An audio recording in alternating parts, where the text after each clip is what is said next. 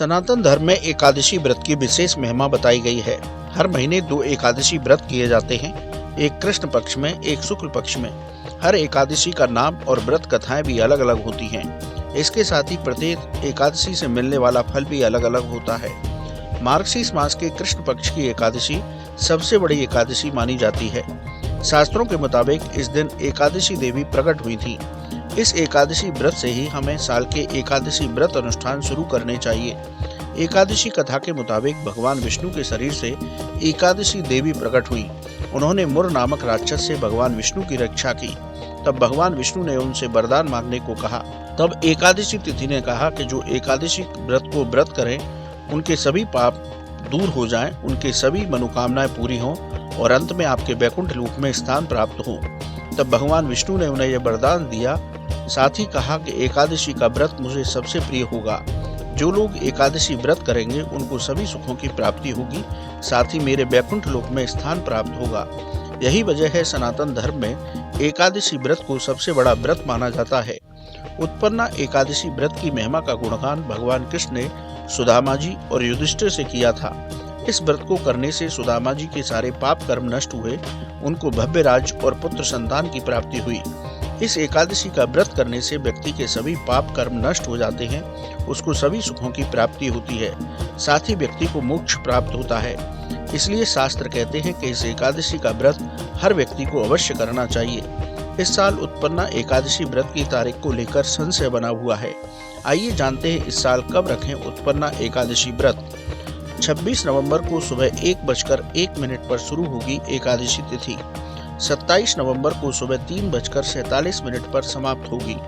26 नवंबर को स्मार्त संप्रदाय के लोग व्रत रखें। 27 नवंबर को वैष्णव संप्रदाय के लोग व्रत रखें। 26 नवंबर को जो व्रत करेंगे उनका पारण 27 नवंबर को होगा। 27 नवंबर को जो व्रत करेंगे उनका पारण 28 नवंबर को होगा। इस साल एकादशी पर 3 शुभ योग बन रहे हैं। 26 नवंबर को प्रीति योग और आयुष्मान योग रहेगा। 27 नवंबर को द्विपुष्कर योग का संयोग बनेगा। हस्त नक्षत्र और चित्रा नक्षत्र का संयोग रहेगा।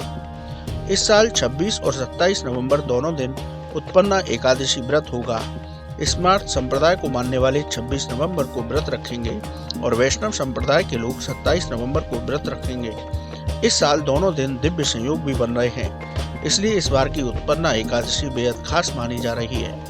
आइए जानते हैं किस विधि से पूजा करें और क्या सावधानी रखें। सूर्योदय से पहले स्नान करें, व्रत संकल्प लेकर उपासना करें, श्री लक्ष्मी नारायण का पूजन करें, श्री राधा कृष्ण की पूजन करें, शालिग्राम शिला का पंचामृत से अभिषेक करें, श्री लक्ष्मी नारायण जी को तुलसी पत्र अर्पित करें, शालिग्राम शिला पर तुलसी पत्र अर्पित करें, चंदन लगाकर श्रृंगार करें, दूध से बने पदार्थों का भोग लगाएं, ऋतु फलों का भोग लगाएं, श्रद्धा भक्ति के साथ आरती करें। आरती के बाद गलतियों के लिए क्षमा याचना करें। ओम नमो भगवते वासुदेवाय मंत्र का जप करें। विष्णु सहस्त्रनाम और गोपाल सहस्त्रनाम का पाठ करें। उत्पन्ना एकादशी व्रत कथा सुने या पढ़ें। शाम के समय फिर से पूजा करें। शाम के समय तुलसी जी के पास घी का दीपक जलाएं। तुलसी जी के पास बैठकर मंत्र जप करें। संभव हो तो रात्रि जागरण करें। सामर्थ्य के अनुसार ब्राह्मण और गरीबों को दान दें। गौशाला में हरा चारा दान दें। एकादशी व्रत में क्रोध करने से बचें। एकादशी व्रत में चावल का सेवन न करें। तामसिक भोजन न करें। मांस मदिरा का सेवन न करें। बाल और नाखून न काटें। शास्त्रों के मुताबिक इस विधि से उत्पन्ना एकादशी व्रत को करना चाहिए। उत्पन्ना एकादशी व्रत की शास्त्रों में विशेष महिमा है। व्रत पूर्वक आराधना करने से श्री हरि की दिव्य कृपा प्राप्त होती है, साथ ही व्यक्ति को सभी संकटों से मुक्ति मिलती है, उसके पाप कर्म नष्ट होते हैं और व्यक्ति सभी सुखों का आनंद प्राप्त करता हुआ भगवान के परम धाम में स्थान प्राप्त करता है। तो कर लीजिए उत्पन्ना एकादशी का व्रत, मनाइए एकादशी देवी का जन्मोत्सव पर्व, पूरी कर लीजिए अपनी मनोकामना। कैसी लगी आपको हमारी ये जानकारी, हमें कमेंट बॉक्स में जरूर बताएं। बाकी धर्म कर्म से जुड़ी तमाम जानकारी के लिए सब्सक्राइब कीजिए हमारा डिजिटल चैनल और देखते रहिए न्यूज नेशन स्तुति। न्यूज नेशन अब व्हाट्सएप पर खबरों के ताजा अपडेट के लिए न्यूज नेशन के इस QR कोड को स्कैन करें।